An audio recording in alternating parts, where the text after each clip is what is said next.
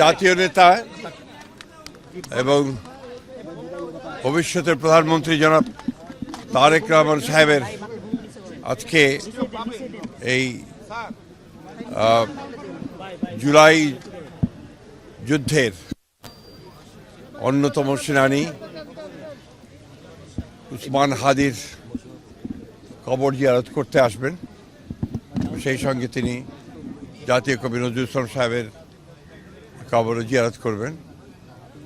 এটা নিঃসন্দেহে তার যে রাজনৈতিক প্রজ্ঞা, সেই প্রজ্ঞারই পরিচায়ক। আজকে একটা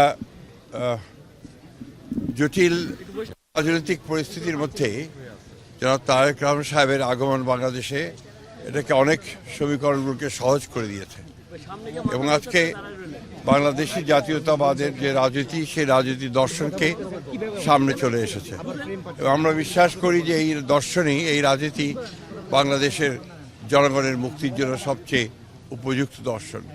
এবং জনাব তারেক রহমান সাহেবের যে জনপ্রিয়তা এখন তুঙ্গে উঠেছে, আমরা বিশ্বাস করি যে এই জনপ্রিয়তার মধ্য দিয়ে এবং তার যে নতুন যে চিন্তা ভাবনাগুলো, বাংলাদেশের জন্য তার যে নতুন পরিকল্পনা, সেই পরিকল্পনা বাংলাদেশে একটা নতুন দিগন্তের সূচনা করবে। আমরা অত্যন্ত আশাবাদী।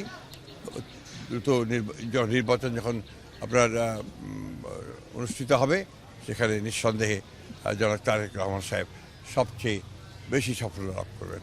ওসমান হাদি ঘটনার পরপরই আপনারা শঙ্কা প্রকাশ করেছেন যে নির্বাচন পেছনে একদমই ষড়যন্ত্র।